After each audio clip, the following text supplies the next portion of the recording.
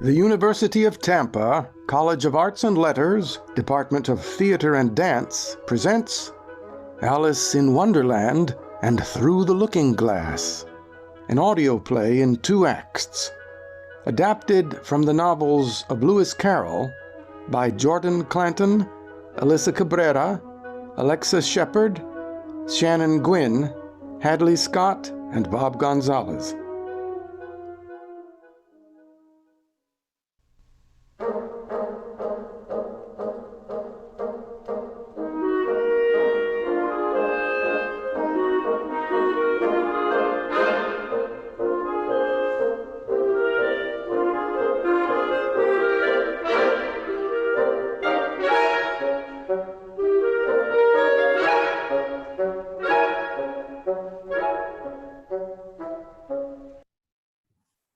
What is the use of a book without pictures or conversations? Oh dear, I shall be late. Curious, a white rabbit with a watch and a waistcoat. I must follow it. Oh, I'm falling. Down, down, down the rabbit hole.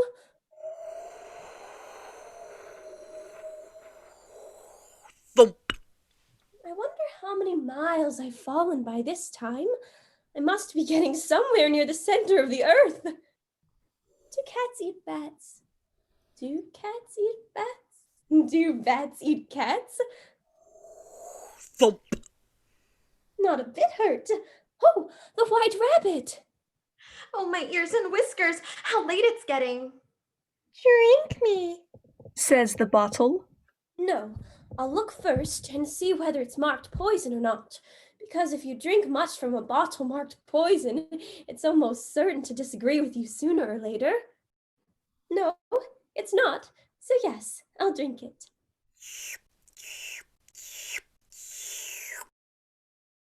What a curious feeling. I must be shutting up like a telescope. Eat me, Say the currants on the cake. Well, I'll eat it.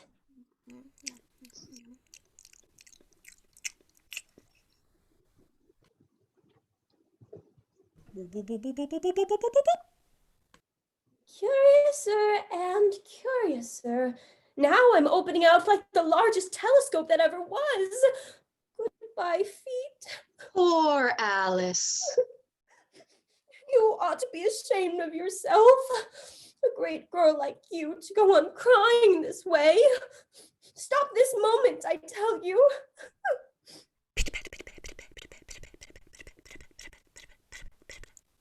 It's the rabbit again. Oh, the Duchess. Oh, won't she be savage if I've kept her waiting? If you please, sir. Oh, the Duchess. Oh, my dear paws. Oh, my fur and whiskers. She'll get me executed, as sure our ferrets are ferrets. Where can I have dropped them? I wonder. Why, Marianne, what are you doing out here? Run home this moment and fetch me a pair of gloves and a fan. Quick now. He took me for his housemaid. How surprised he'll be when he finds out who I am. Oh my, the pebbles were all turning into little cakes. I know, if I eat one of these cakes, it's sure to make some change in my size. And as it can't possibly make me larger, it must make me smaller, I suppose.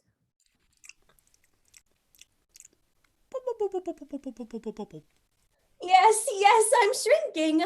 The first thing I've got to do is grow to my right size again, and then find my way into that lovely garden.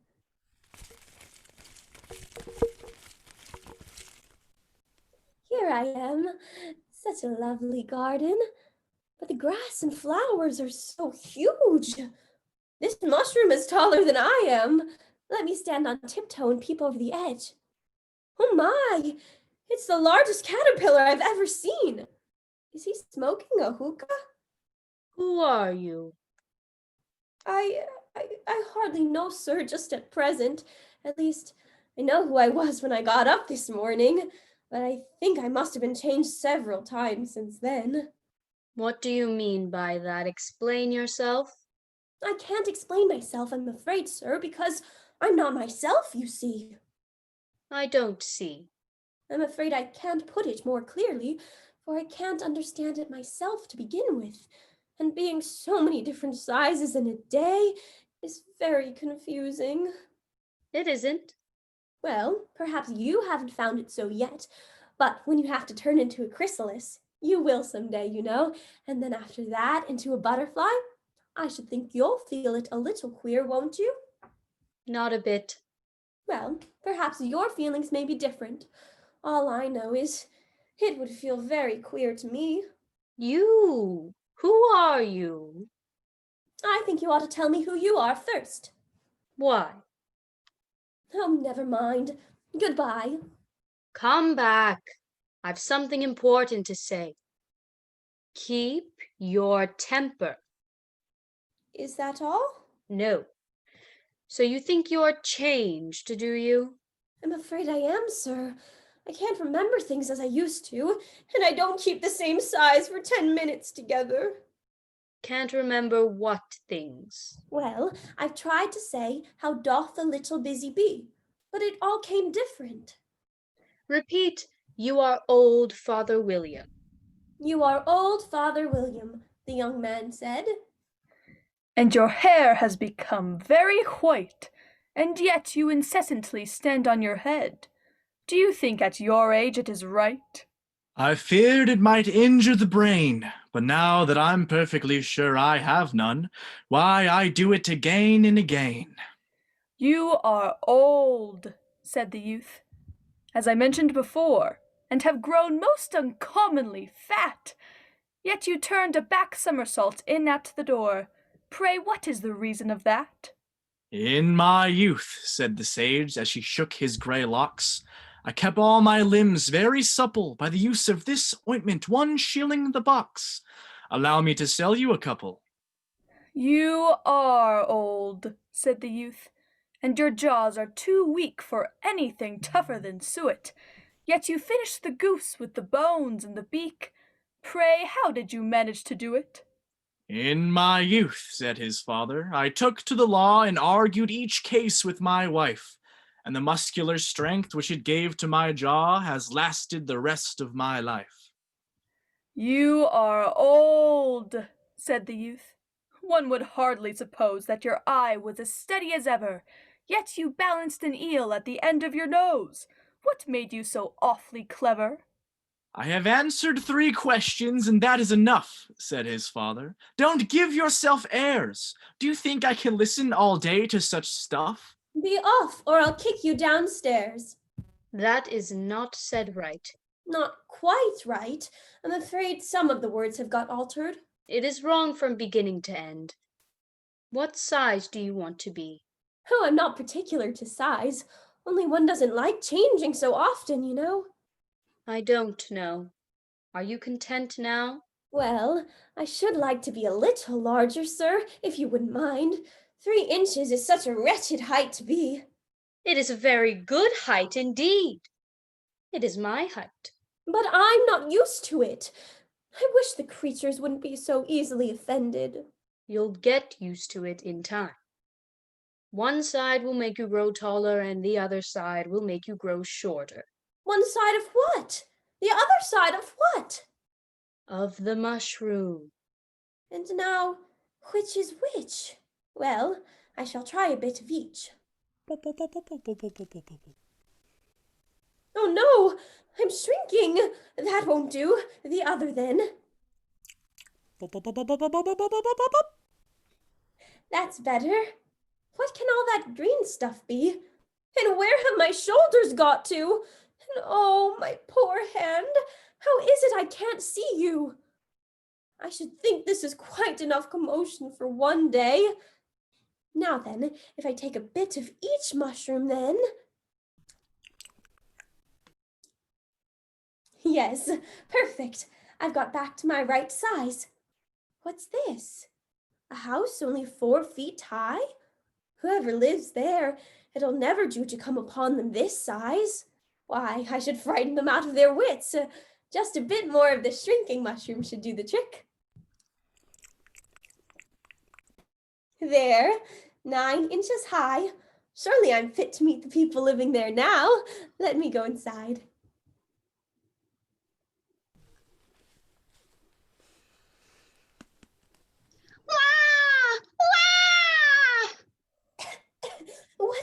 smoky kitchen.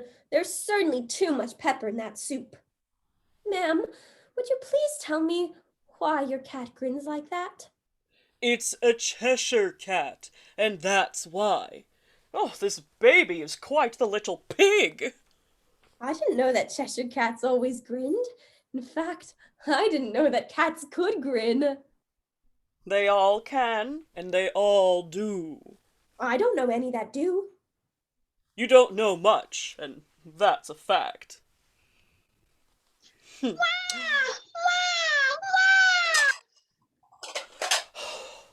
mind what you're doing. If everybody minded their own business, the world would go round a deal faster than it does. Which would not be an advantage. Just think of what work it would make with the day and night. You see, the Earth takes 24 hours to turn round on its axis.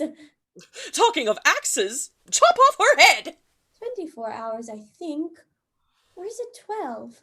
Oh, don't bother me. I never could abide by figures. Speak roughly to your little boy and beat him when he sneezes. He only does it to annoy because he knows it teases. Wow, wow! I speak severely to my boy. I beat him when he sneezes, for he can thoroughly enjoy the pepper when he pleases. Wow, wow, wow! Here, you may nurse it a bit if you like. Take the baby! I must go and get ready to play croquet with the Queen. Here's an invitation. If you're going to turn into a pig, my dear, I'll have nothing more to do with you. Mind now, what am I to do with this creature when I get it home?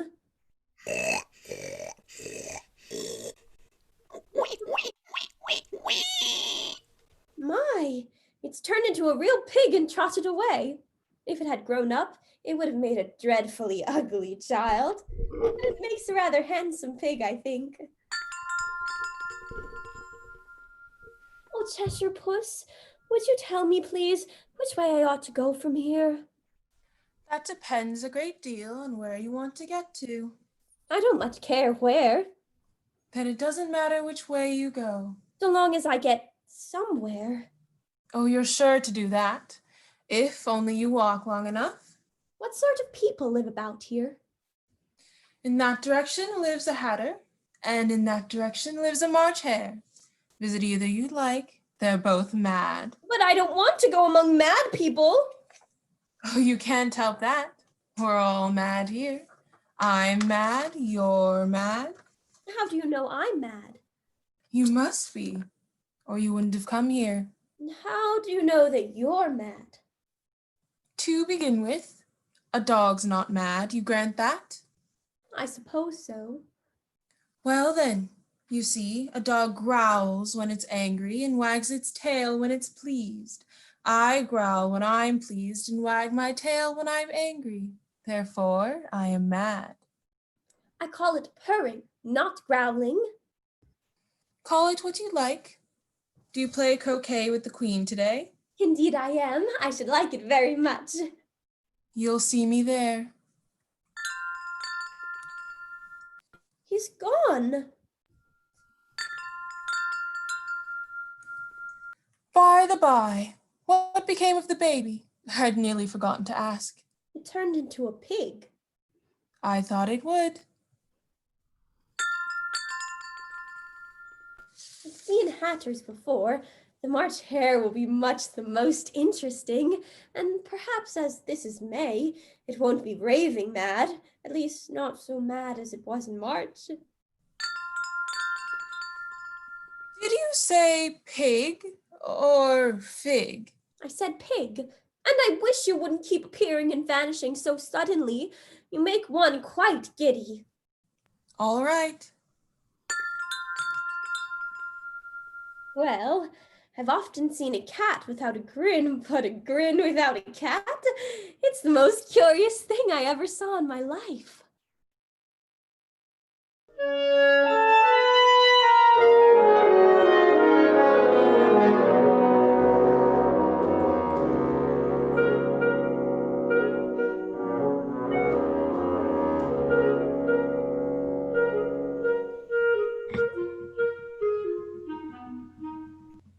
be the house of the March Hare. I'll go inside. How curious. That is such a big table. It stretches as far as I can see. Oh, look, 3 creatures sitting at one corner of the table. The Hare and the Hatter are trying to squeeze a Dormouse into a teapot. Very uncomfortable for the Dormouse. Only as it's asleep, I suppose it doesn't mind. I'll sit down for a bit. No room. No room? There's plenty of room. Have some wine. I don't see any wine. There isn't any. Then it wasn't very civil of you to offer it. It wasn't very civil of you to sit down without being invited. I didn't know it was your table.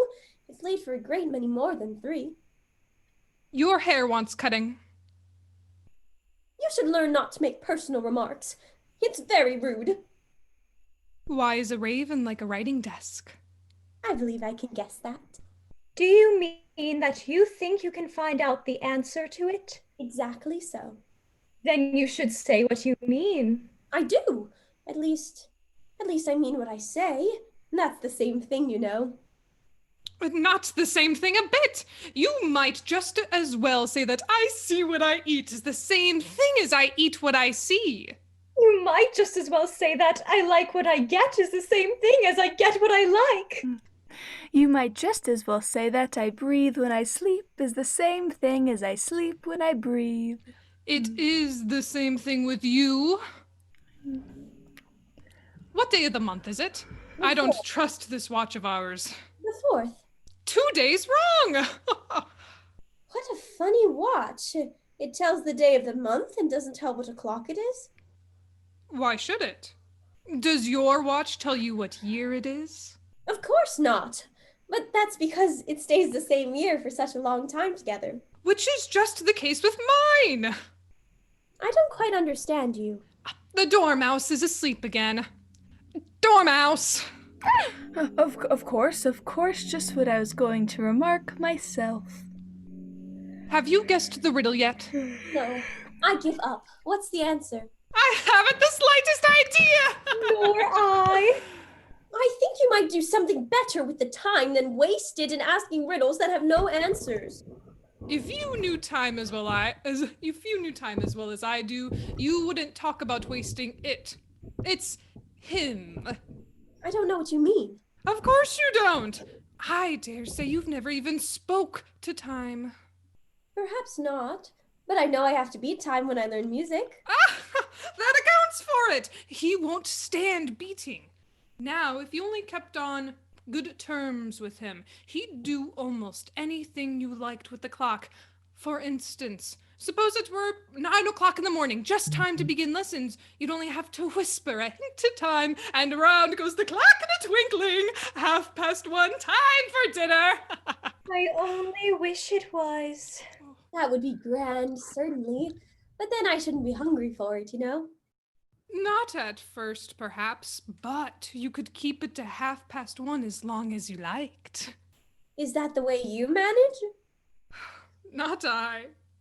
We quarreled last March, just before March Hare here went mad, you know. It was at the great concert given by the Queen of Hearts, and I had to sing Twinkle, Twinkle, Little Bet, how I wonder where you're at. You know the song, perhaps? I heard something like it. It goes on, you know, in this way. Up above the world you fly, like a tea tray in the sky, twinkle, twinkle. Twinkle, twinkle, twinkle. Well, I'd hardly finished the first verse when the Queen jumped up and bawled out, "He's murdering the time, off with his head." Dreadfully savage. And ever since that, he won't do a thing I ask. It's always 6 o'clock now. Is that the reason so many tea things are put out here? Yes, that's it. It's always tea time, and we've no time to wash the things between whiles. Then you keep moving round, I suppose. Exactly so, as the things get used up. But what happens when you come to the beginning again? Suppose we change the subject. I'm getting tired of this. I vote the young lady tells us a story. I'm afraid I don't know one. Then the Dormouse shall. We'll give her a pinch. Wake up, Dormouse. I wasn't asleep. I heard every word you two were saying. Tell us a story. Yes, please do. And be quick about it, or you'll be asleep again before it's done. Once upon a time, there were 3 little sisters, and their names were Elsie, Lacey, and Tilly, and they lived at the bottom of a well. What did they live on? They lived on treacle. They can't do that, you know. They would have been ill. So they were. Very ill. But why do they live at the bottom of a well? Take some more tea. I've had nothing yet, so I can't take more. You mean you can't take less? It's very easy to take more than nothing. Nobody asked your opinion. Who's making personal remarks now? Why did they live at the bottom of a well? It was a treacle well. There's no such thing. Shh. If you can't be civil, you better finish the story for yourself. No, please, go on. I won't interrupt again. I dare say they may be one. One indeed. And so these 3 little sisters, they were learning to draw, you know. What did they draw? Treacle. But I don't understand. Where did they draw the treacle from? You can draw water out of a water well, so I should think you could draw treacle out of a treacle well, eh, stupid? But they were in the well. Of course they were. Well in. They were learning to draw. And they drew all manner of things. Everything that begins with an M. Why with an M? Why not? Ah, asleep again. Another pinch. That begins with an M, such as mousetraps and the moon and memory and muchness. You know, you say things are much of a muchness. Did you ever see such a thing as a drawing of a muchness? Really, now you ask me? I don't think... Then you shouldn't talk! That's it! I'm leaving! Well, at any rate, I'll never go there again. This was the stupidest tea party I was ever at in all my life.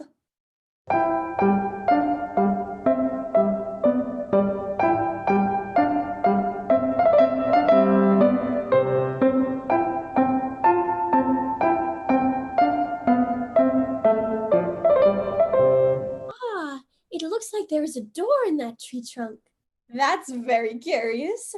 But everything's curious today.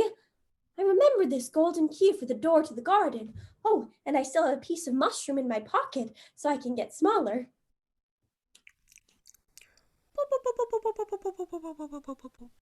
Now I'm only a foot tall. Here's the passage to the garden. Look how beautiful all the bright flower beds and fountains are. What a large rose tree with lovely white roses. Oh, those creatures look like decks of cards. Spades, I believe. Why, I wonder, are they painting such beautiful roses red? I suppose I shall move closer to find out. Look out now, 5. Don't go splashing paint over me like that. Couldn't help it. 7 jogged my elbow. That's right, 5. Always lay the blame on others. You'd better not talk. I heard the Queen say only yesterday you deserve to be beheaded. What for? That's none of your business, too. Yes, it is his business, and I'll tell him it was for bringing the tulip roots instead of onions. Well, of all the unjust things... Will you tell me why you are painting those roses? Why, the fact is, you see, miss, this here ought to have been a red rose tree, and we put a white one in by mistake. And if the Queen was to find out, we should all have our heads cut off, you know. So you see, miss, we're doing our best before she comes and... The Queen, we must fall down. I certainly hear many footsteps coming our way. I would be delighted to see the Queen. Let's see. I see soldiers with clubs and courtiers with diamonds walking 2 by 2. Following them are the royal children and what looks like several other kings and queens. But where is the Queen? Oh, the White Rabbit is here too. It looks like the knave is carrying the king's crown on a velvet cushion. How fancy. There they come. Idiot! What's your name, child? My name is Alice, so please, your majesty. And who are these 3 subjects lying on the ground? How should I know? It's no business of mine. Off with her head! Off! Nonsense! Consider, my dear, she's only a child. Turn them over, knave! Get up! Leave off that bowing! Oh, you make me giddy! What have you been doing here? May it please your majesty, we were just trying to just... I see.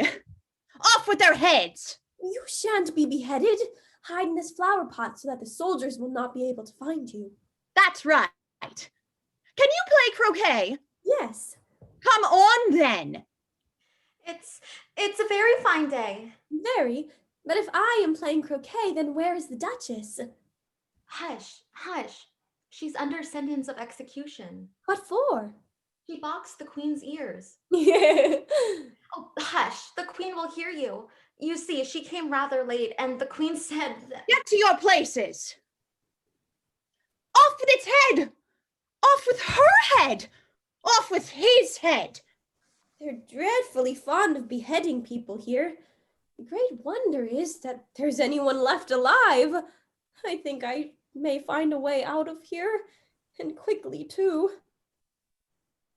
Wait, what a curious thing. It's the Cheshire Cat. Now I shall have somebody to talk to. It's no use speaking to it till its ears have come, or at least one of them. How are you getting on? I don't think they play it all fairly, and they quarrel so dreadfully one can't hear oneself speak. And they don't seem to have any rules in particular. At least if there are, nobody attends to them. How do you like the queen? Not at all. She's so extremely... She's right behind me, isn't she?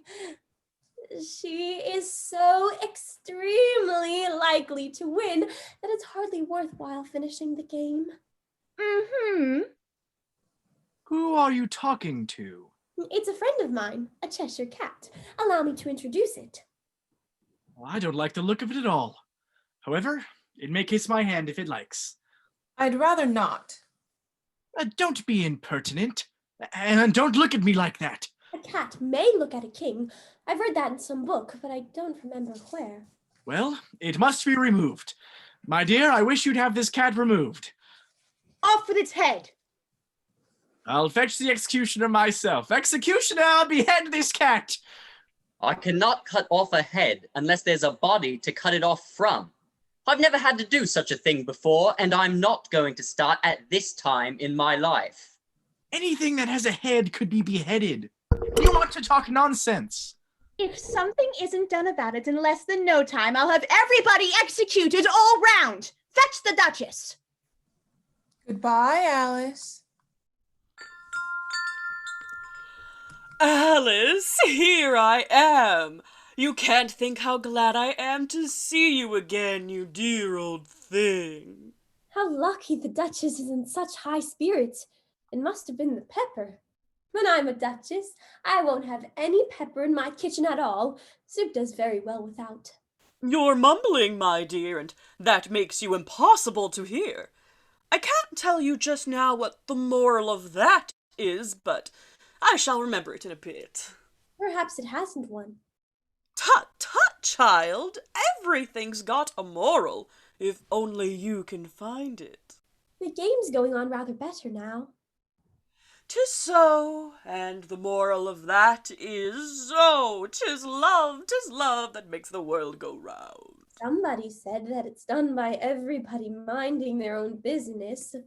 Ah, well, it means much the same thing, and the moral of that is, take care of the scent, and the sounds will take care of themselves. And how fond she is of finding morals of things, and of poking her chin into my shoulder. I wish she wouldn't stand so close. Mumbling again? I've a right to. Just about as much just about as much a right as pigs have to fly. And the moral of that is a fine day, your majesty. Now I give you fair warning. Either you or your head must be oftened, and that about half no time.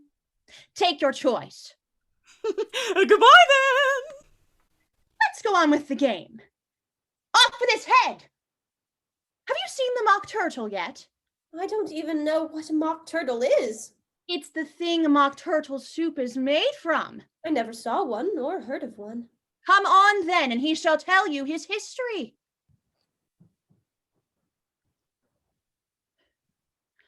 Up, lazy griffin, and take this young lady to see the mock turtle and to hear his history. I must go back and see after some executions I've ordered. What fun. What is the fun? Why, it's all her fancy that.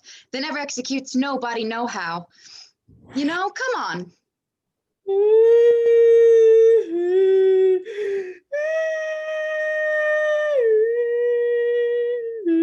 What is his sorrow? It's all his fancy that. He hasn't got no sorrow, you know. Come on. This here young lady, she wants for to know your history, she do. Oh, I'll tell it her. Sit down, both of you, and don't speak a word till I've finished. Once, I was a real turtle. A carrot? When we were little, we went to school in the sea. The master was an old turtle, and we used to call him Tortoise. Why did you call him Tortoise if he wasn't one? We called him Tortoise because he taught us. Really, you are very dull. You ought to be ashamed of yourself for asking such a simple question. Drive on, old fella, don't be all day about it. Yes, we went to school in the sea, though you mayn't believe it. I never said I didn't. You did! Hold your tongue! We had the best of educations. In fact, we went to school every day. I've been to a day school too. You needn't be so proud as all that. With extras? Yes, we learned French and music. And washing? Certainly not. Ah, then yours wasn't so good then. Now at ours, they had at the end of the bill, French, music, and washing extra. You couldn't have wanted it much living at the bottom of the sea. I couldn't afford to learn it. I only took the regular course. What was that? Reeling and writhing, of course, to begin with, and then the different branches of arithmetic. Ambition, distraction, uglification, and derision. I never heard of uglification. What is it? What? Never heard of uglifying? You know what to beautify is, I suppose? Yes, it means to make anything prettier. Well then, if you don't know what to uglify is, you are a simpleton. What else had you to learn? Well, there was mystery ancient and modern, with seography, then drawing. The drawing master was an old conger eel that used to come once a week. He taught us drawing, stretching, and fainting in coils. What was that like? Well, I can't show it to you myself. I'm too stiff, and the griffin never learnt it. Hadn't time. I went to the classics master, though. He was an old crab, he was. I never went to him. He taught laughing in grief, they used to say. So he did. And how many hours a day did you do lessons? 10 hours the first day, 9 the next, and so on. What a curious plan. But that's the reason they're called lessons, because they lesson from day to day. And the 11th day must have been a holiday. Of course it was. And how did you manage on the 12th? That's enough about lessons. We must be off to the court now, we must. The knave is on trial for stealing the queen's tarts. Come on, then.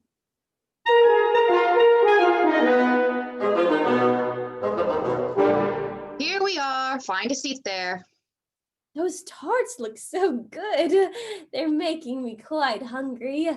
I wish they'd get the trial done and hand round the refreshments. Oh, and there's the king. He must also be the judge because of his great wig. That's the jury box, and those 12 creatures. I suppose they are the jurors. What are they doing?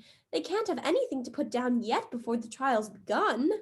They're putting down their names for fear they should forget them before the end of the trial. Stupid things! Silence in the court. No, look, they are all writing down stupid things on their papers. How do you spell stupid? A nice muddle their slates will be in before the trial's over. Harold, read the accusation.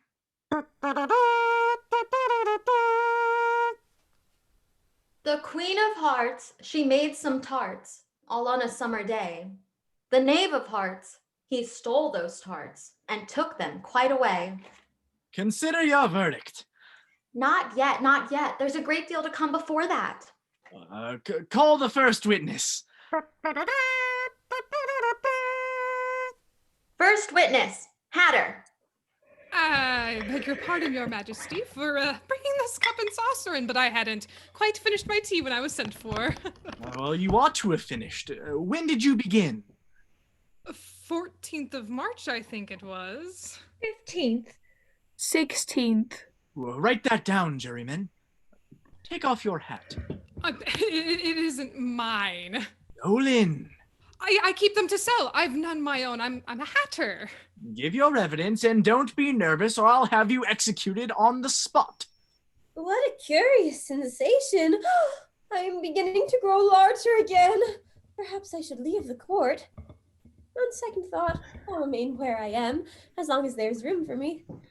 I wish you wouldn't squeeze so. I can hardly breathe. Can't help it. I'm growing. You've got no right to grow here. Don't talk nonsense. You know you're growing too. Yes, but I grow at a reasonable pace, not in that ridiculous fashion. Give your evidence, or I'll have you executed whether you're nervous or not. I'm a poor man, Your Majesty, and I hadn't begun my tea not above a week or so, and with the bread and butter getting so thin and the twinkling of the tea. The twinkling of the what? It began with the tea. Of course, twinkling begins with the tea. Do you take me for a dunce? Go on. I'm a poor man, and most things twinkled after that. Only the March Hare said. I didn't! You did? I deny it. He denies it?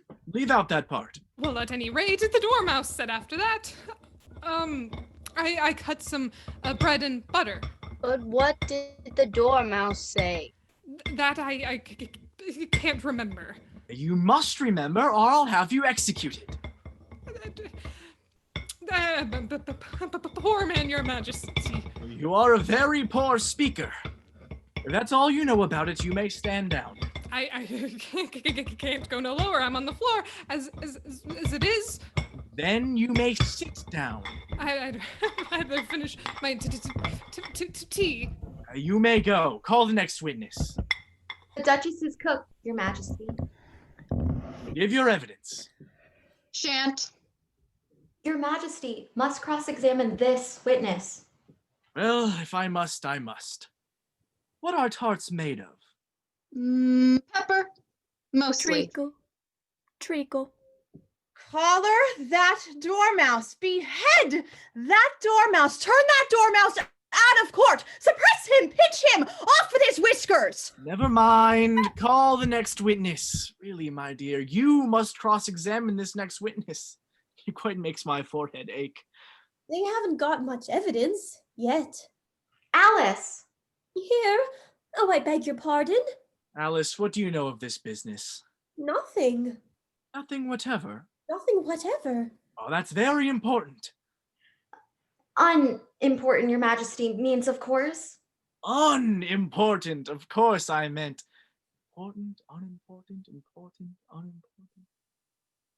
But it doesn't matter a bit. Silence! Rule number 42. All persons more than a mile high are to leave the court. Why, I'm not a mile high. You are. Nearly 2 miles high. Well, I shan't go at any rate. Besides, that's not a regular rule. You invented it just now. It's the oldest rule in the book. Then it ought to be number 1. Jury, consider your verdict. There's more evidence to come yet. Please, Your Majesty. This paper has just been picked up. What's in it? I haven't opened it yet, but it seems to be a letter written by a prisoner to somebody. Must have been that. Unless it was written to nobody, which isn't usual, you know. Who is it directed to? It isn't directed at all. In fact, there is nothing written on the outside. It isn't a letter after all. It's a set of verses. Are they in the prisoner's handwriting? No, they're not, and that's the queerest thing about it. He must have imitated someone else's hand. Please, Your Majesty, I didn't write it, and they can't prove I did. There's no name signed at the end. If you didn't sign it, that only makes the matters worse. You must have meant some mischief, or else you would have signed your name like an honest man. That proves his guilt. It proves nothing of the sort.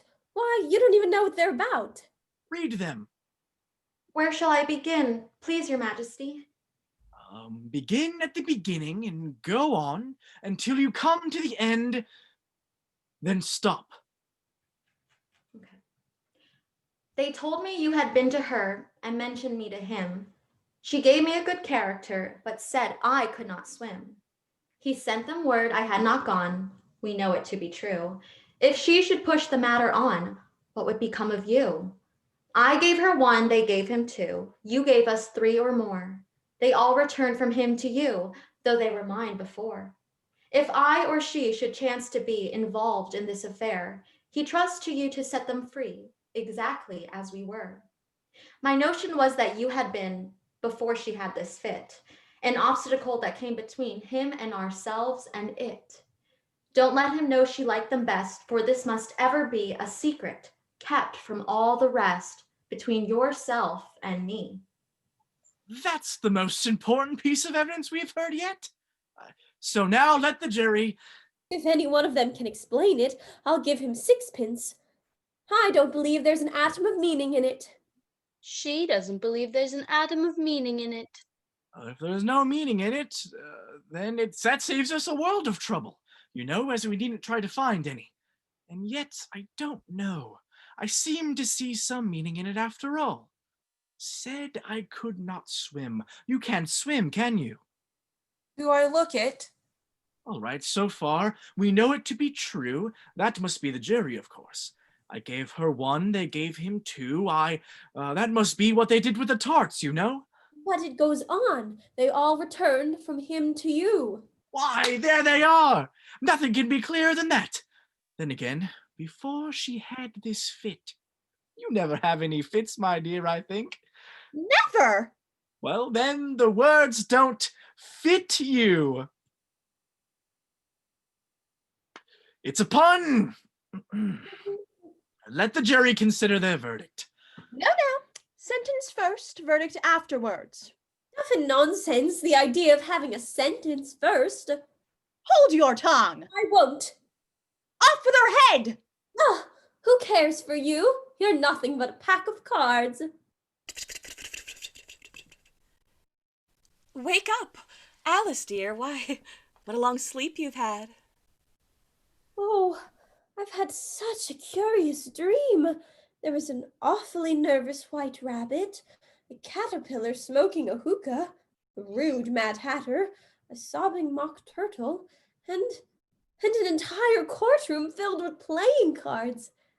Whatever will I dream of next?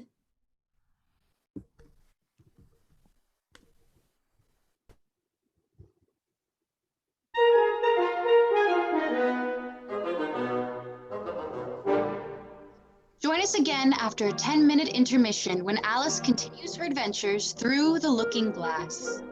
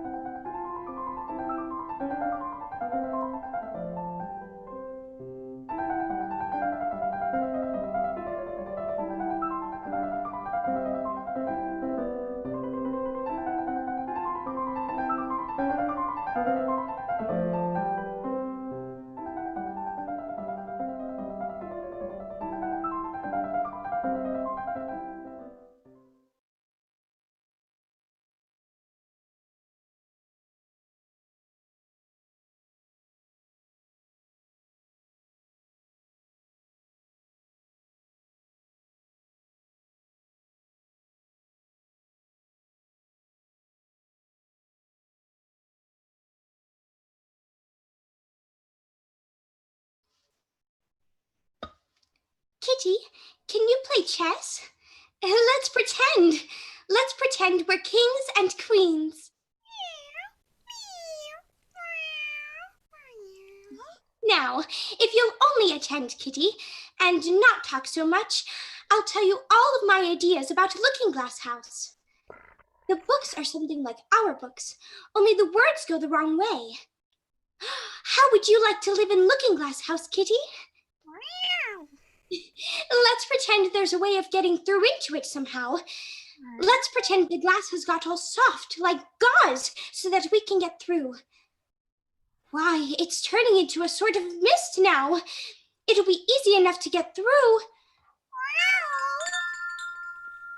Oh, here are the Red King and the Red Queen. And there are the White King and the White Queen. And here is a book. It's all in a strange language. I don't know how I can read it, but let me try.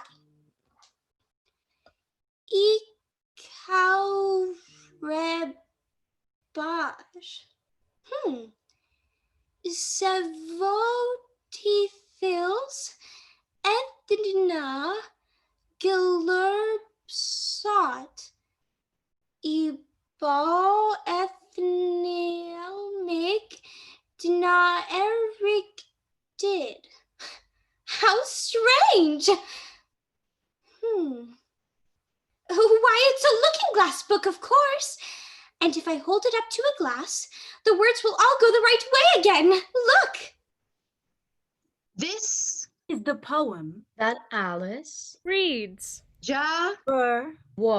He 'twas brillig, and the slithy toves did gyre and gimble in the wabe. All mimsy were the borogoves, and the mome raths outgrabe. Beware the jabberwock, my son, the jaws that bite, the claws that catch. Beware the jub-jub bird and shun the frumious bandersnatch.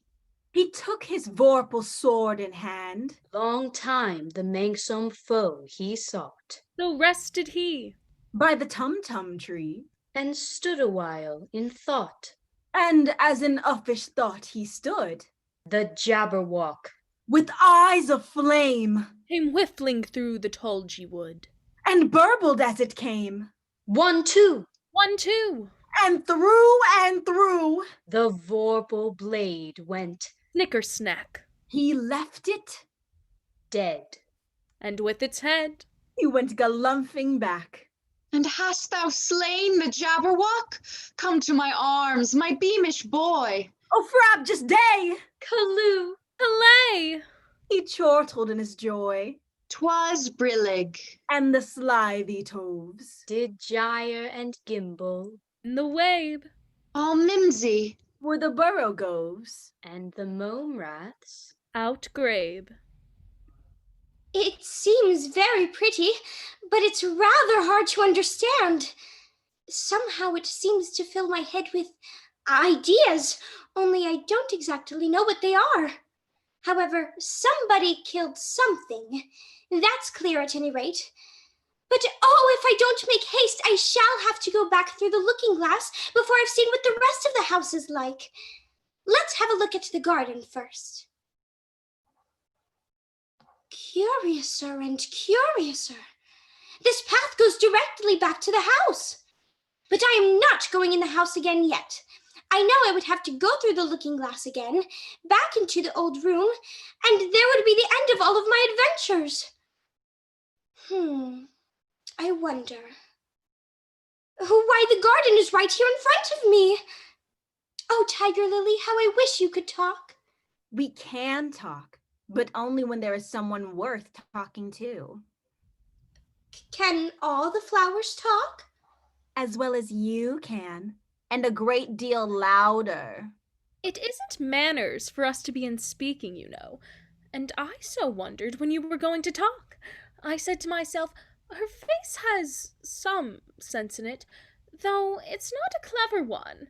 Still, though, you are the right color, and that goes a long way. Oh, I don't care about the color. If only her petals curled up more, she'd be all right. Aren't you sometimes frightened at being planted out here with nobody to take care of you? There's the tree in the middle. What else is it good for? But what could it do if danger came? It goes bow wow. That's why its branches are called bows. Know that? Silence, all of you. They know I can't get at them, or they wouldn't dare do it. Shush! If you don't hold your tongues, I'll pick you. That's right. The daisies are worst of all. When one speaks, they all begin together. They all begin together, and it's enough to make one wither to hear the way they go on and on. How is it you all talk so nicely? I've been in many gardens before, but none of the flowers could talk. Put your hand down and feel the ground. Then you'll know why. It's very hard, but I don't see what that has to do with it. In most gardens, they make the beds too soft, so that the flowers are always asleep. I never thought of that before. It's my opinion that you never think at all. I never saw anybody that looks stupider. Hold your tongue, as if you never saw anybody. You keep your head under the leaves and snore away there till you know no more what's going on in the world than if you were a bud. Are there any more people in the garden besides me? There's one flower in the garden that can move about like you. I wonder how you... You're always wondering. She's more bushy than you are. Is she like me? There's another little girl in the garden somewhere. Well, she has the same awkward shape as you, but she's redder, and her petals are shorter, I think. Her petals are done up close, almost like a dahlia, not tumbled about anyhow like yours. But that's not your fault. You're beginning to fade, you know, and then one can't help one's petals getting a little untidy. Does she ever come out here? I dare say you'll see her soon. She's one of the thorny kind. Where does she wear the thorns? Why, all around her head, of course. I was wondering why you hadn't got some too. I thought it was the regular rule. She's coming. I hear her footstep. Thump, thump, thump, along the gravel walk. It's the Red Queen. She's grown a good deal. It's the fresh air that does it. Wonderfully fine air it is out here. I think I'll go and meet her. You can't possibly do that. I should advise you to walk the other way. Oh no, I must go and meet her. Where do you come from? And where are you going? Look up, speak nicely, and don't twiddle your fingers all the time. Yes, of course. I seem to have lost my way. I don't know what you mean by your way. All the ways about here belong to me. But why did you come out here at all? A curtsy while you're thinking what to say. It saves time. I like that idea. I'll try it when I go home, the next time I'm a little late for dinner. It's time for you to answer now. Open your mouth a little wider when you speak, and always say, Your Majesty. I only wanted to see what the garden was like, Your Majesty. That's right. Though when you say gardens, I've seen gardens, compared with which this would be a wilderness. And I thought I'd try to find my way to the top of that hill. When you say hill, I could show you hills, in comparison with which you'd call that a valley. No, I shouldn't. A hill can't be a valley, you know, and that would be nonsense. You may call it nonsense if you like, but I've heard nonsense, compared with which that would be as sensible as a dictionary. I declare, it's marked out just like a large chessboard.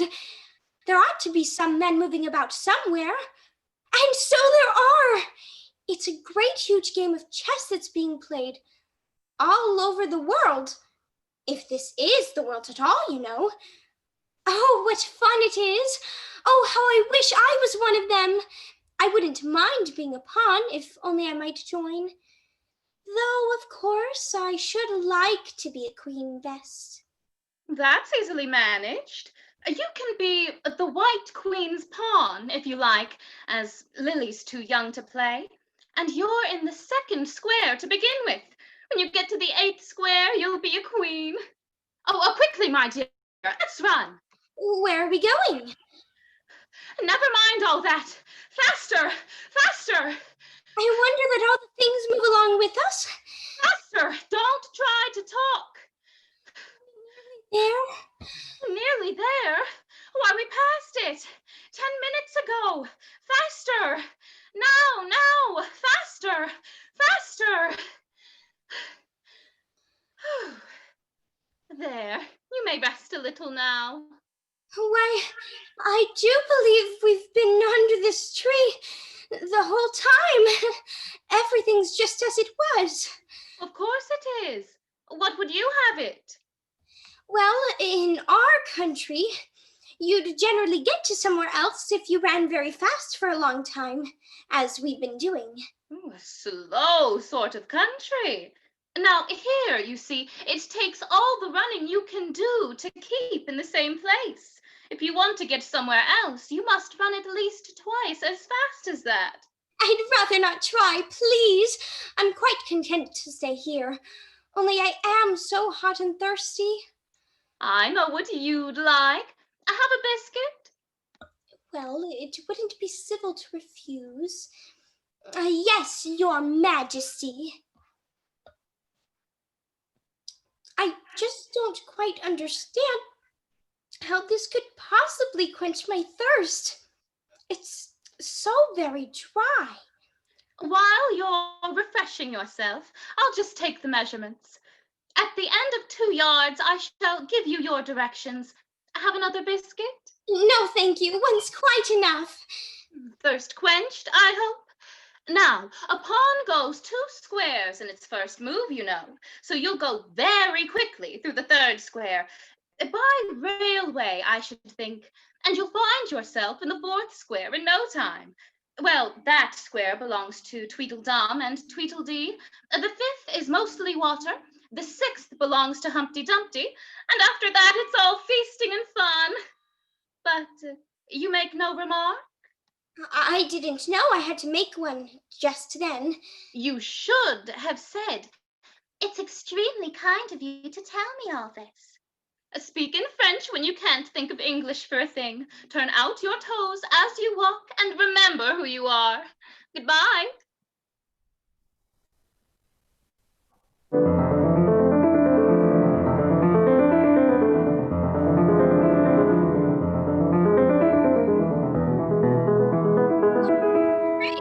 There these two are. I can't take my eyes off them. If you think we're waxworks, you ought to pay, you know. Waxworks weren't made to be looked at for nothing, nohow. Contrariwise, if you think we're alive, you ought to speak. I'm sure I'm very sorry. Wait, now I remember the story about you two. Tweedledum and Tweedledee agreed to have a battle, for Tweedledum said Tweedledee had spoiled his nice new rattle. Just then flew down a monstrous crow, as black as a tar barrel, which frightened both the heroes so they quite forgot their quarrel. I know what you're thinking about, but it isn't so, nohow. Contrariwise, if it was so, it might be. If it were so, it would be. But as it isn't, it ain't. That's logic. I was thinking, which is the best way out of this wood? It's getting so dark. Would you tell me, please? You've been wrong. The first thing in a visit is to say how do you do and shake hands. So much obliged. You like poetry? Yes, pretty well. Some poetry. Would you tell me which road leads out of the wood? What shall I repeat to her? The walrus and the carpenter is the longest. The sun was shining on. Very long. Would you please tell me first which road? Don't interrupt. It's very rude. Now, attend. The sun was shining on the sea. Shining with all his might, He did his very best to make the billows smooth and bright, and this was odd because it was the middle of the night. The moon was shining sulkily because she thought the sun had got no business to be there after the day was done. It's very rude of him, she said, to come and spoil the fun. The sea was wet as wet could be. The sands were dry as dry. You could not see a cloud because no cloud was in the sky. No birds were flying overhead. There were no birds to fly. The walrus and the carpenter were walking close at hand. They wept like anything to see such quantities of sand. If this were only cleared away, they said it would be grand. If 7 maids with 7 mops swept it for half a year, do you suppose? The walrus said.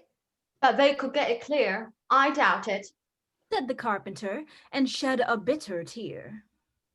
Oh, oysters, come and walk with us, the walrus did beseech. A pleasant walk, a pleasant talk, along the briny beach. We cannot do with more than 4 to give a hand to each. The eldest oyster looked at him, but never a word he said. The eldest oyster winked his eye and shook his heavy head, meaning to say he did not choose to leave the oyster bed. But 4 young oysters hurried up, all eager for the treat. Their coats were brushed, their faces washed, their shoes were clean and neat. And this was odd because, they hadn't any feet. 4 other oysters followed them, and yet another 4, and thick and fast they came at last, and more, and more, and more, all hopping through the frothy waves and scrambling to the shore. The walrus and the carpenter walked on a mile or so, and then they rested on a rock conveniently low, and all the little oysters stood and waited in a row. The time has come, the walrus said, to talk of other things, of shoes and ships and sealing wax, of cabbages and kings, and why the sea is boiling hot, and whether pigs have wings. But wait a bit, the oysters cried. Before we have our chat, for some of us are out of breath and all of us are fat. No hurry, said the carpenter. They thanked him much for that. A loaf of bread, the walrus said, is what we chiefly need. A pepper and vinegar besides are very good indeed. Now if you're ready, oysters dear, we can begin to feed. But not on us, the oysters cried, turning a little blue. After such kindness, that would be a dismal thing to do. The night is fine, the walrus said. Do you admire the view? It was so kind of you to come, and you are very nice. The carpenter said nothing but, cut us another slice. I wish you were not quite so deaf. I've had to ask you twice. It seems a shame, the walrus said, to play them such a trick, after we brought them out so far and made them trot so quick. The carpenter said nothing but, the butter spread too thick. I weep for you, the walrus said. I deeply sympathize.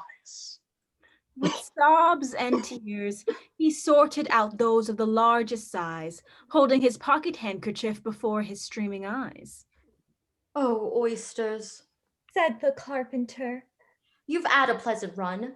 Shall we be trotting home again? But answer came there none. And this was scarcely odd, because they'd eaten every one. The end. I like the walrus best, because you see, he was a little sorry for the poor oysters. He ate more than the carpenter, though. You see, he held his handkerchief in front so that the carpenter couldn't count how many he took, contrary-wise. That was mean. Then I like the carpenter best, if he didn't eat so many as the walrus. But he ate as many as he could get. Well, they were both very unpleasant characters.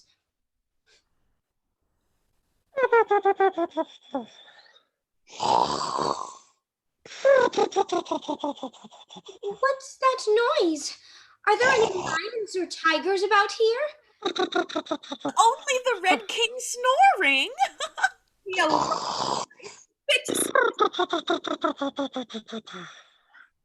He's dreaming now. And what do you think he's dreaming about? Nobody can guess that. Why, about you. And if he left off dreaming about you, where do you suppose you'd be? Where I am now, of course. You'd be nowhere. Why, you're only a sort of thing in his dream. If that was fake, you'd go out bang, like a candle. I shouldn't. Besides, if I'm only a sort of thing in his dream, what are you, I should like to know?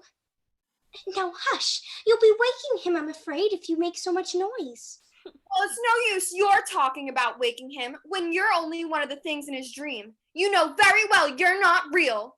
I am real. You won't make yourself a bit realer by crying. There's nothing to cry about. If I wasn't real, I shouldn't be able to cry. I hope you don't suppose those are real tears. I know you're talking nonsense, and it's foolish to cry about it. You selfish things. At any rate, I'd better be getting out of the wood, for really it's coming on very dark. Do you see that? It's only a rattle, and not a rattlesnake, you know. Only an old rattle, quite old and broken. I knew it was. It's spoiled, of course. You needn't be so angry about an old rattle. But it isn't old. It's new, I tell you. I bought it yesterday, my nice new rattle. Of course you agree to have a battle. I suppose so. Only she must help us to dress up, you know. I've never seen such a fuss made about anything in my life. Let me arrange the bolster around your neck to keep your head from being cut off. Ugh, you know, it's one of the most serious things that can be possibly happen to one in a battle, to get one's head cut off. Do I look very pale? Well, yes, a little. I'm very brave generally, only today I happen to have a headache. And I've got a toothache. I'm far worse off than you. Then you'd better not fight today. We must have a bit of a fight, but I don't care about going on long. Let's fight till 6 and then have dinner. Very well, and she can watch us. Only you'd better not come very close. I generally hit everything I can see when I get really excited. And I hit everything within reach, whether I can see it or not. You must hit the trees pretty often, I should think. I don't suppose there'll be a tree left standing, for ever so far and round by the time we've finished. And all about a rattle.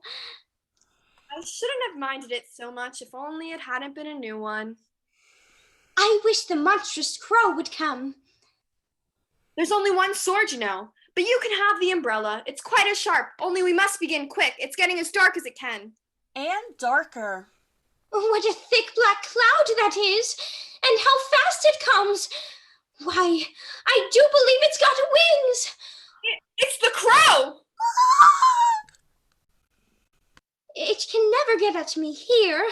It's far too large to squeeze itself in among the trees. But I wish it wouldn't flap its wings so. It makes quite a hurricane in the wood.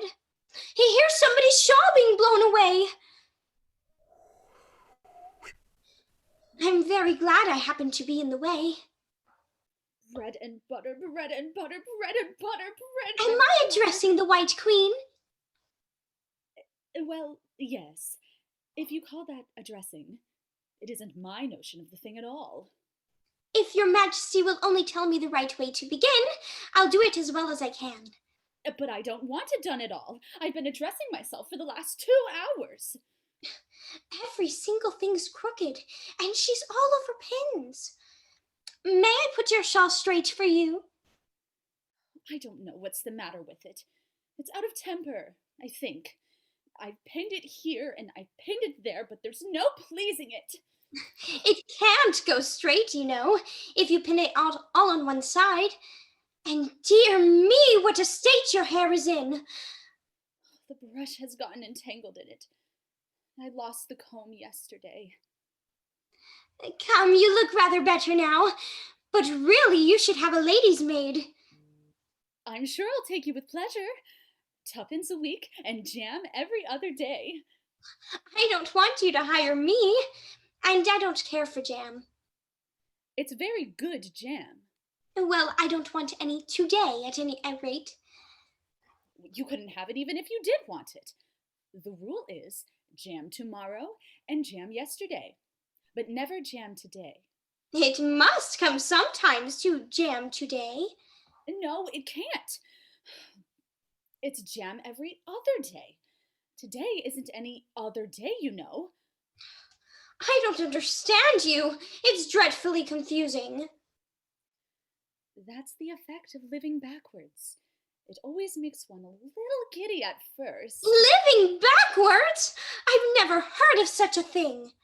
But there's one great advantage in it, that one's memory works both ways. I'm sure mine only works one way. I can't remember things before they happen. It's a poor sort of memory that only works backwards. What sort of things do you remember best? Oh, things that happen the week after next. For instance, now, there's the king's messenger. He's in prison now, being punished, and the trial doesn't even begin until next Wednesday. And of course, the crime comes last of all. Suppose he never commits the crime. That would be all the better, wouldn't it? Of course it would be all the better, but it wouldn't be all the better his being punished. You're wrong there at any rate. Were you ever punished? Only for faults. And you were all the better for it, I know. Yes, but I had done the things I was punished for. That makes all the difference. But if you hadn't done them, that would have been all the better still. Better and better and better and better and better. There's a mistake somewhere. Oh, my finger's bleeding. Oh. What is the matter? Have you pricked your finger? I haven't pricked it yet, but I soon shall. Oh. When do you expect to do it? When I fasten the shawl again, the brooch will come undone directly. Oh.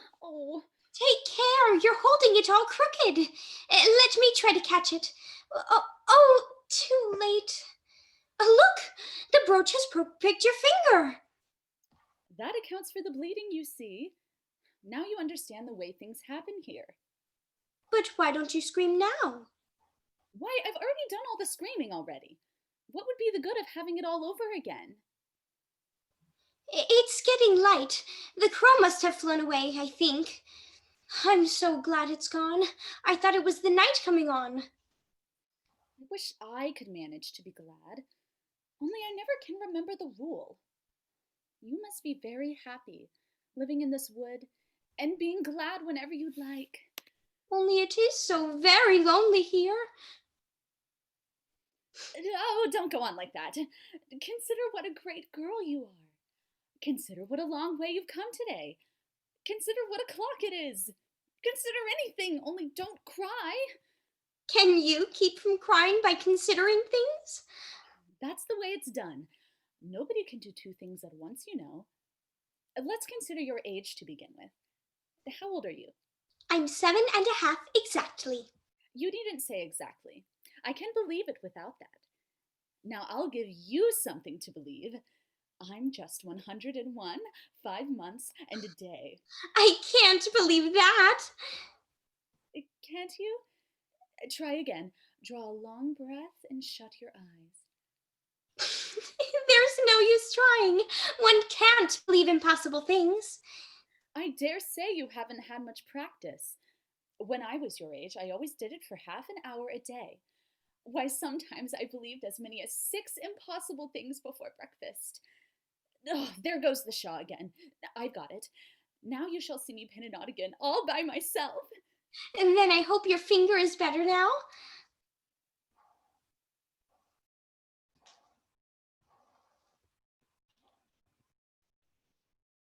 It can't be anybody else. I'm as certain of it as if his name were written all over his face. And how exactly like an egg he is.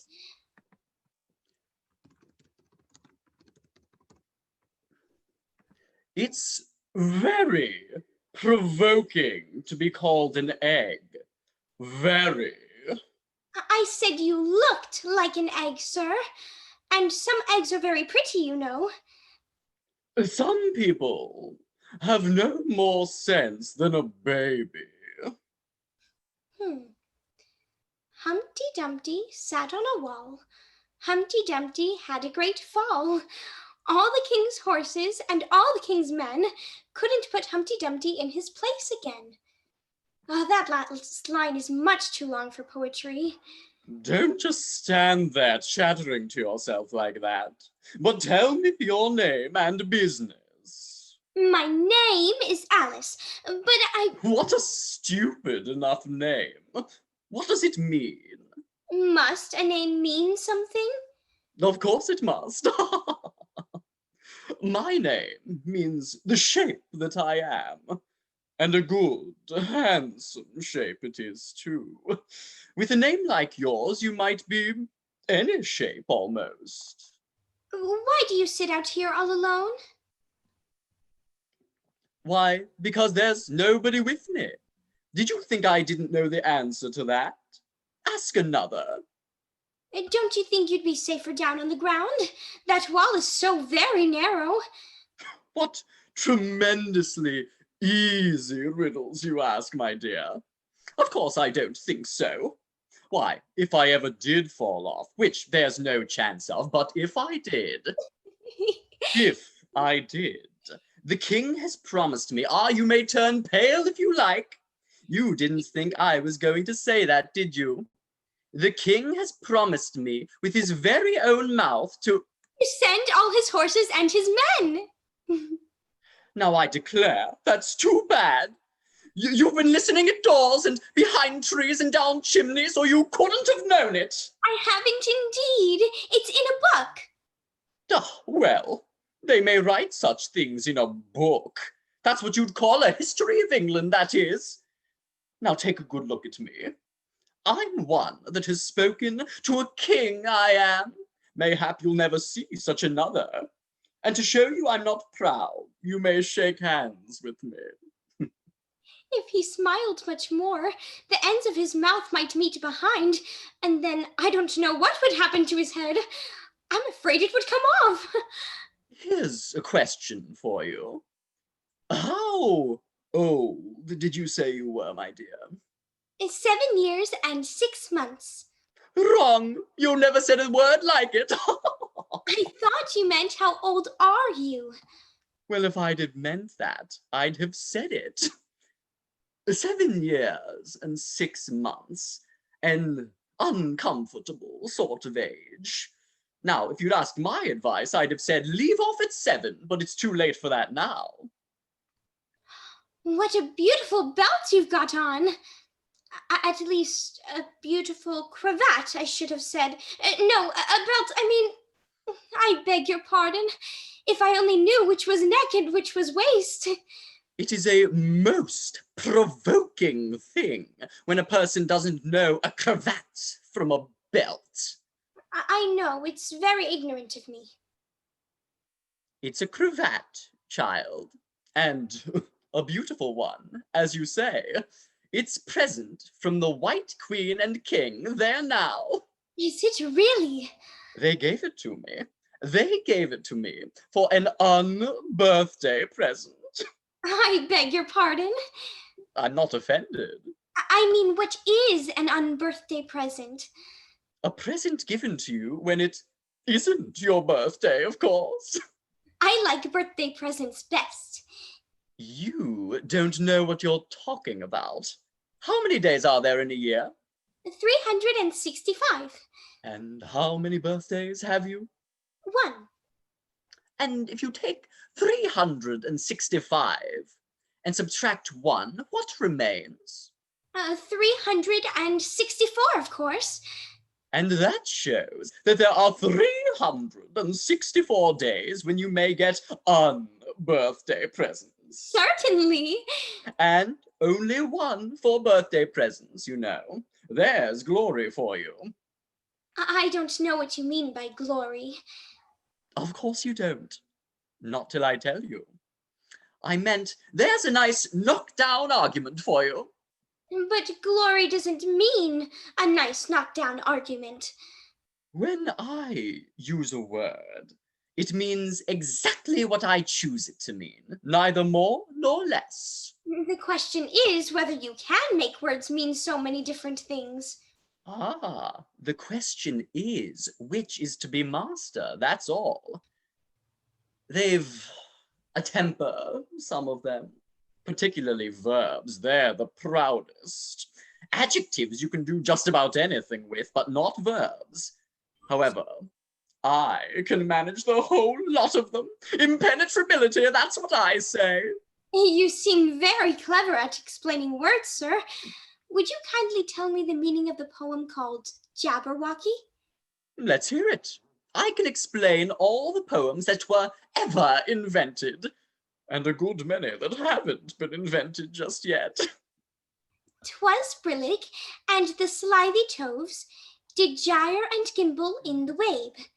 All mimsy were the borogoves, and the mome raths outgrabe. That's enough to begin with. There are plenty of hard words there. Brillig means 4 o'clock in the afternoon, the time you begin broiling things for dinner. That'll do very well. And slithy? Well, slithy means lithe and slimy. Lithe is the same as active. You see, it's a portmanteau, one of those 2-part suitcases. There are 2 meanings packed up into one word. I see it now. And what are toves? Well, toves are something like badgers, there's something like lizards, and there's something like corkscrews. They must be very curious-looking creatures. They are that. Also, they make their nests under sundials, and they live on cheese. What's the gyre and to gimble? To gyre is to go round and round like a gyroscope. To gimble is to make holes like a gimlet. Who's been repeating all that hard stuff to you? I read it in a book, but I had some poetry repeated to me much easier than that by Tweedledee, I think it was. As to poetry, you know I can report poetry as well as other folk, if it comes to that. Oh, it needn't come to that. Thank you. Goodbye.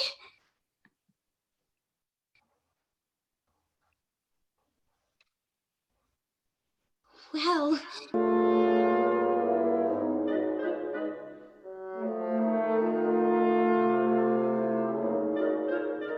This is grand. I never expected I should be a queen so soon. Here I am all of a sudden together with the Red Queen and the White Queen. Queens have to be dignified, you know. And if I really am a queen, I shall be able to manage it quite well in time. Please, your majesty, would you tell me... Speak when you're spoken to. But if everybody obeyed that rule, and if you only spoke when you were spoken to, and the other person always waited for you to begin, you see, nobody would ever say anything, so that... Ridiculous! Why, don't you see, child? What do you mean by, if you really are a queen? What right have you to call yourself so? You can't be a queen, you know, till you pass the proper examination. I only said if. She says she only said if. Oh, but she said a great deal more than that. Oh, ever so much more than that. So you did, you know. Always speak the truth. Think before you speak and write it down afterwards. I'm sure I didn't mean. That's just what I complain of. You should have meant. Even a joke should have some meaning. You couldn't deny that, even if you tried with both hands. I don't deny things with my hands. Nobody said you did. I said you couldn't if you tried. She's in that state of mind, that she wants to deny something, only she doesn't know what to deny. A nasty, vicious temper. I dare say you've not had many lessons in manners yet. Manners are not taught in lessons. Lessons teach you to do sums and things of that sort. And you do addition? What's 1 and 1 and 1, and 1 and 1, and 1 and 1, and 1, and 1, and 1? I don't know. I lost count. She can't do addition. Can you do subtraction? Take 9 from 8. 9 from 8? I can't, you know, but... She can't do subtraction. Can you do division? Divide a loaf by a knife. What's the answer to that? I suppose... Bread and butter, of course. Try another subtraction sum. Take a bone from a dog. What remains? The bone wouldn't remain, of course, if I took it. And the dog wouldn't remain. It would come to bite me. And I'm sure I shouldn't remain. Then you think nothing would remain? I think that's the answer. Wrong as usual. The dog's temper would remain. But I don't see how... Why, look here. The dog would lose its temper, wouldn't it? Perhaps it would. Then if the dog went away, its temper would remain. They might go different ways. What dreadful nonsense we are talking! She can't do sums. Not a bit. Can you do sums? Now, I can do addition, if you give me time. But I can't do subtraction under any circumstances. Of course you know your ABC. To be sure I do. Do you know languages? What's the French for fiddle-dee-dee? Fiddle-dee-dee's not English. Whoever said it was? If you'll tell me what language fiddle-dee-dee is, I'll tell you the French for it. Queens never make bargains. I wish queens never asked questions. I'm so sleepy. Oh, she's tired. Poor thing. Smooth her hair, lend her your nightcap, and sing her a soothing lullaby. I haven't got a nightcap with me, and I don't know any soothing lullabies. I must do it myself, then.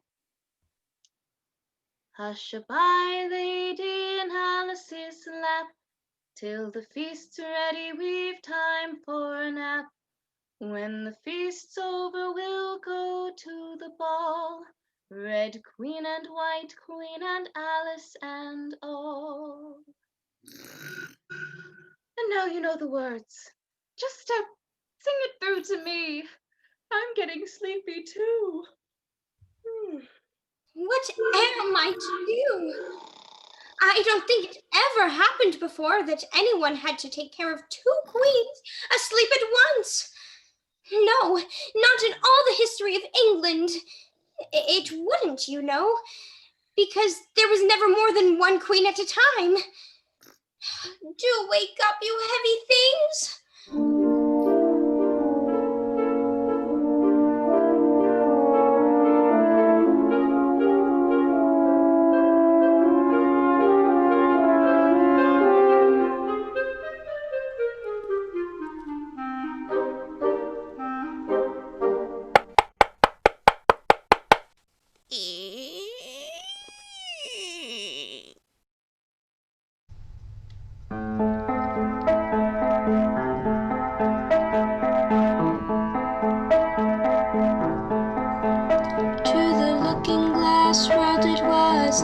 That said, I've a scepter in hand, I've a crown on my head.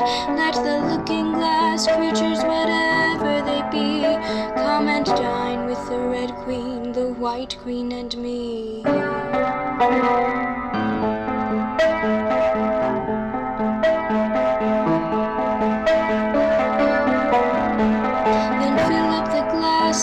as quick as you can, and sprinkle the table with buttons and bran. Put cats in the coffee and mice in the tea, and welcome Queen Alice with 30 times 3. 30 times 3 makes 90. I wonder if anyone's counting.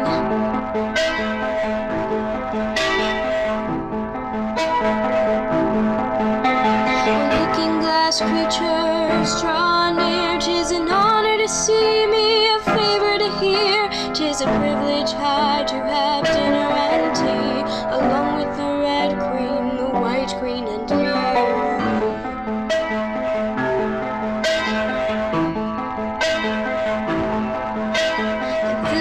Glasses with treacle and ink, or anything else that is pleasant to drink. Mix sand with the cider and wool with the wine, and welcome Queen Alice with 90 times 9.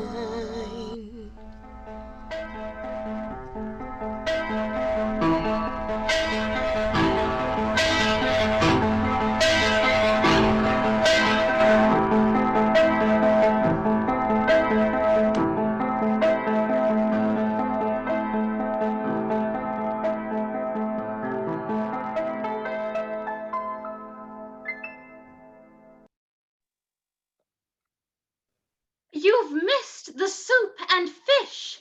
You look a little shy. Let me introduce you to that leg of mutton. Alice, mutton, mutton, Alice. May I give you advice? Well, certainly not. It isn't etiquette to cut anyone once you've been introduced. Remove it and bring the pudding. I won't be introduced to the pudding, please, or we shall get no dinner at all. May I give you some? Pudding?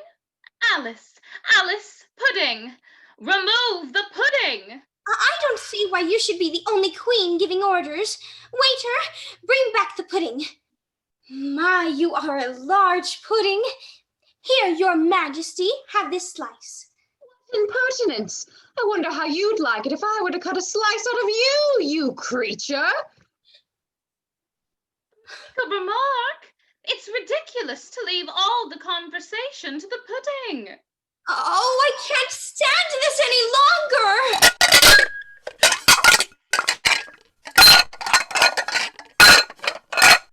What have you done? You've upturned all the plates and dishes with the tablecloth. And as for you, your majesty... Oh my! You're no bigger than a little doll now. Well, no matter. And don't you try to get away.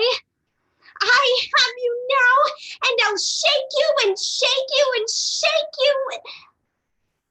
you. Snowdrop, my pet. You're not the Red Queen at all. It was another dream. All of it was just a silly dream. But who was it who dreamed it? It must have been either me or the Red King. He was part of my dream, of course, but then I was a part of his dream, too. Was it the Red King, Kitty? Meow. You were his wife, my dear, so you ought to know. Oh, Kitty, do help to settle it. Which do you think it was?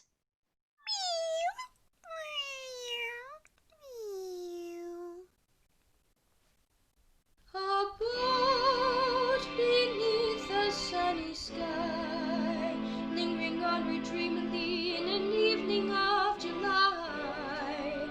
Still she haunts me phantom-wise, Alice moving under skies never seen by waking eyes.